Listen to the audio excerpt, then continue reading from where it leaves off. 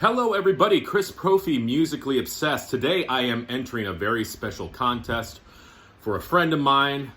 You probably know him because he is world famous. His name is Larry Graves, but you might know him as the Canadian Studmuffin. I have been following Larry for a while, and I told him this. I remember his videos, and he'll do this sometimes, where he'll literally just open CDs.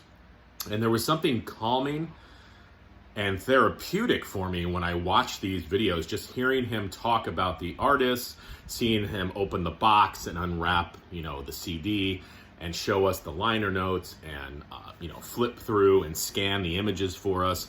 So there was just something calming about his presence in front of the camera. And I just love the fact that he was opening CDs. So, I've had a chance to do a couple live streams with Larry. He's a funny guy. So if you do not know his channel, please head on over to the Canadian Studmuffin. He's got a little bit of everything on there. He mostly focuses on the music, but he also does funny food reviews, and he'll do comedic videos. So kind of a little bit of everything.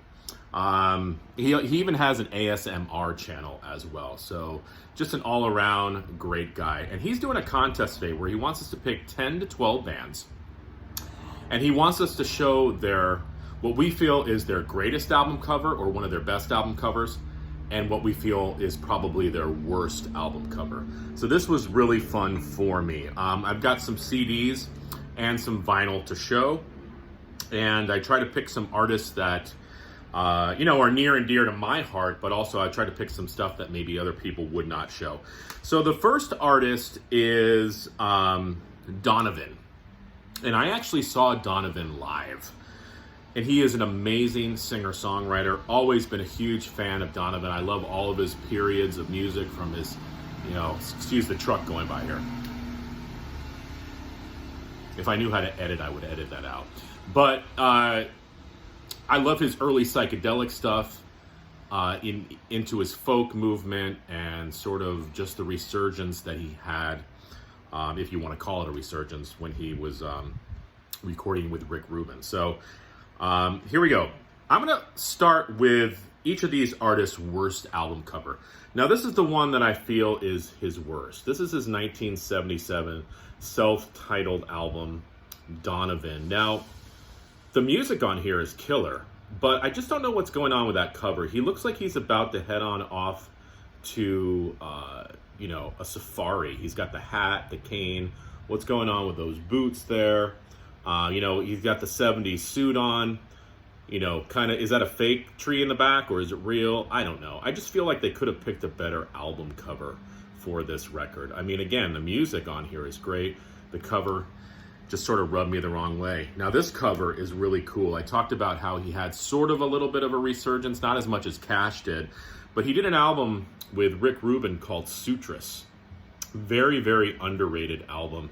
And this cover, he just looks like a badass there. And this is a real dark, dense, deep folk album with just that Donovan magic. So if you like Donovan, you've never checked out Sutras, check out this album. Okay, next. Going with the singer-songwriter folky thing. I'm a huge Janis Ian fan.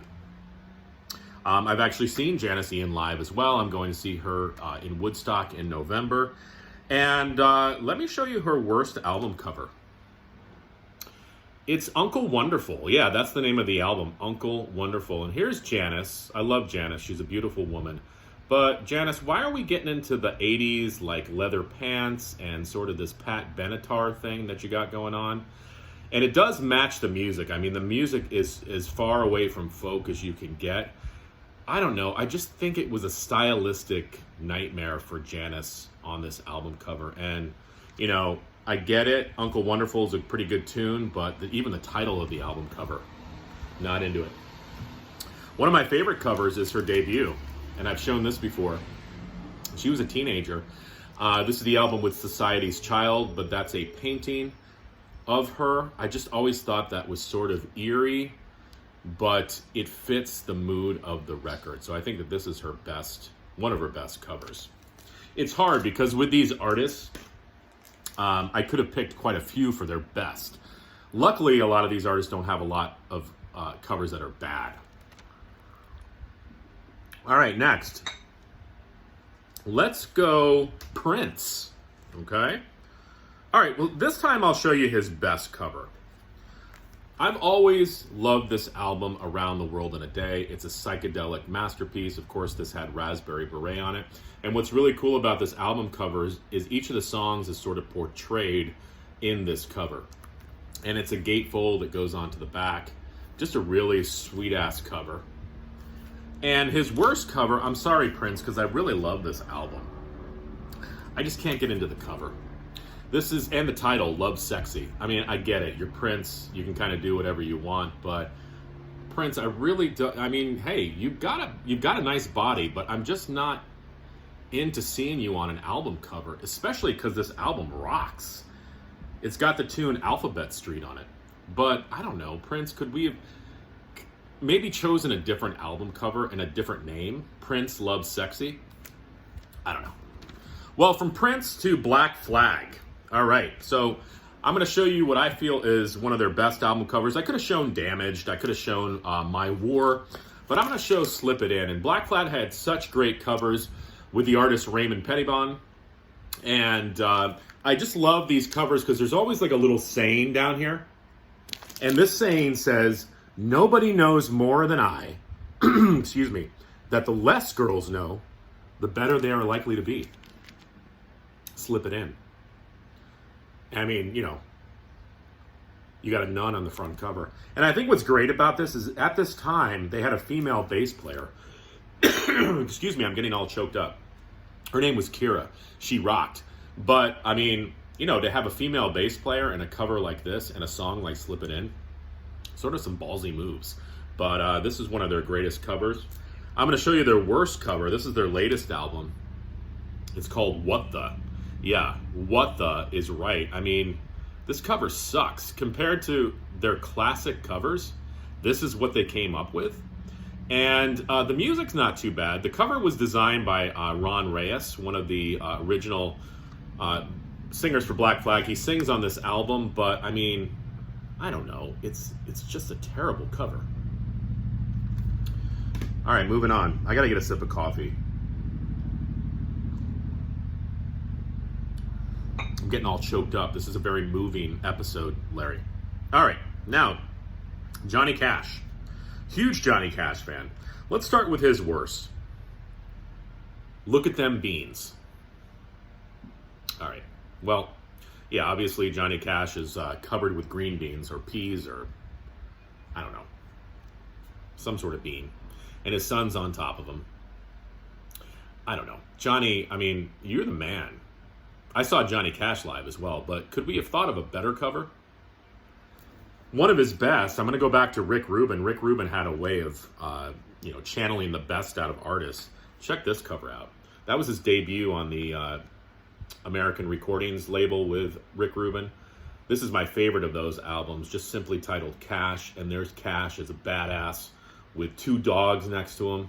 I mean, if you were walking through a cornfield and you came across Johnny, you'd be scared out of your you-know-what. But if you came across Johnny covered in beans, come on. All right, moving on. Danzig. I tried to show my musical diversity as well in this video. Love Danzig. Have always loved Danzig. I'm going to start with his best cover. And of course, you know, he was in the Misfits and he was in Sam Hain. If you follow Danzig, you know that. But come on, look at this cover. The debut by Danzig. I mean, just a kick-ass cover. You know, that's what you want as a kid when you buy that record. You want a big giant skull as a gatefold.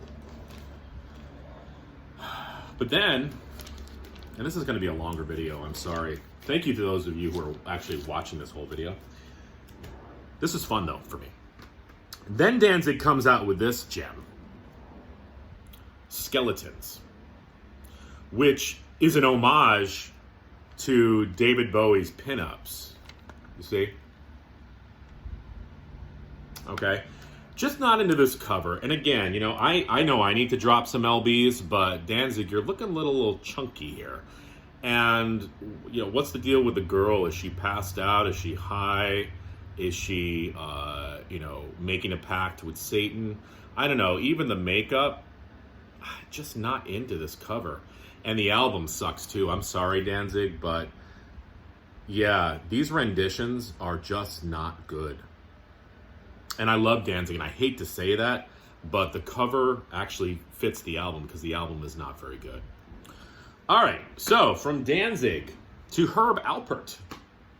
Let's start with his worst album, shall we? I'm going to pick this one. Herb Alpert's 9th. Okay? Listen, I get it. It's his 9th album. We have Beethoven there, Beethoven's 9th. Here's Herb, but I don't know. It's got sort of an Irish theme up here with the writing and, the green on there. Just not one of his best covers. I get it, just not into it. Got to go with the classic for his best, Whipped Cream. I wasn't around when this album came out, but I can imagine if I was a young boy, I would be totally into this cover because I'm not a young boy and I'm still into this cover. Like, can we just move some of that whipped cream, please? Right? Worst. Best. I probably could have picked one of Herb's 80s albums, too. But, whatevs. All right, next. Descendants. Very famous punk band. I just watched their documentary called Filmage. If you would love to know more about the Descendants, I'd check that out. Here's their worst cover. Enjoy. Yeah, it's got some toilet paper on the front.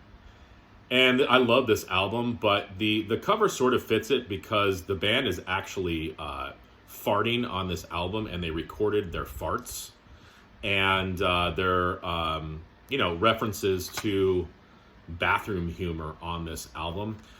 It's a shame, though, because this album is killer. They even do a version of the Beach Boys' Wendy. I just think the cover sort of took something away from the album. I get it. I love the Descendants. I like their humor. But I don't know if this was the best choice for a cover. And one of their best, I could have picked Milo Goes to College, but I've always found this live album very striking. This is their live album, Hallraker. Always loved the yellow. Just it's a striking cover, and the album is great too. This is just a great live performance by Descendants. All right, next, metal. Let's go with Halloween. Halloween was a favorite of mine as a kid. I was always a Maiden fan, and then there was Halloween, and Halloween seemed to come from a different, stratosphere. They sort of invented power metal. And this is one of their best covers, Keeper of the Seven Keys, Part 1. Very metal, very proggy, just a killer cover. There was also Keeper of the Seven Keys Part 2, which is a great cover as well, but I'm going with Keeper of the Seven Keys Part 1. And their worst cover, and it's a shame because this is a great album, Pink Bubbles Go Ape. Halloween. Michael Kiske. What's going on here? We got this beautiful woman trying to eat a fish in this, castle, and what's that down there? I don't even know. Is this a guy down here? What's he doing? Coming out of the floor? I have no idea. Pink Bubbles Go Ape. Even the title of it. It's a great album. But the cover leaves something to be desired. I mean, there is a song on here called Heavy Metal Hamsters, which is I was almost going to say the S word. It's a crappy album title or song title, but the song's pretty good. I don't know. I just feel like Halloween was sort of had some misdirection around this period. Great album, but the cover stinks. All right, I saved the best for last, and I wanted to show my man Rod McEwen. And I'm going to start with his worst album cover. He has a couple that are a little slim shady, but this one is called With Love, and it's Rod McEwen. It's a spoken word album with music composed by Anita Kerr. She, of course, that was the duo who came out with the famous album The Sea. And this is with the San Sebastian strings, and this is the cover for With Love. Sort of like, looks like a Hallmark card from the 70s. Sort of, I don't know. I think that's a picture of Anita Kerr. We've got a rose, one of Rod's books. It's almost like they didn't really know what to do for this cover, so they're like, all right, let's just take that picture over there, and I think I have this fake rose, and here, throw this book of Rod McEwen's on there, and we'll take a picture of it. Just not a very great album cover. The music inside is great, but yeah, just not into that cover. One of his best, and I gotta thank Logan from Murmur Than Hell. He introduced me to this album. Check this album cover out. That's Rod McEwen on there. This is his album, The Black Eagle. I mean, look at him. He's looking badass on that cover. Love the facial hair. I love the dark shadows. I mean, you would not want to come across Rod McEwen in a alley looking like this. I mean, maybe if you came across him looking like this, but he was carrying this album cover, you'd be like, oh, okay. I'm not as scared as I was. All right, so there you go. I know this is a longer video for me. Usually I try to go around 5 minutes or so, but this is already past 16 minutes. But this was fun. Larry, thank you so much. And again, if you are not subscribed to Larry Graves, a.k.a. the Canadian Studmuffin, after this video, because I want you to watch this video first, go over and sub to him. All right, guys.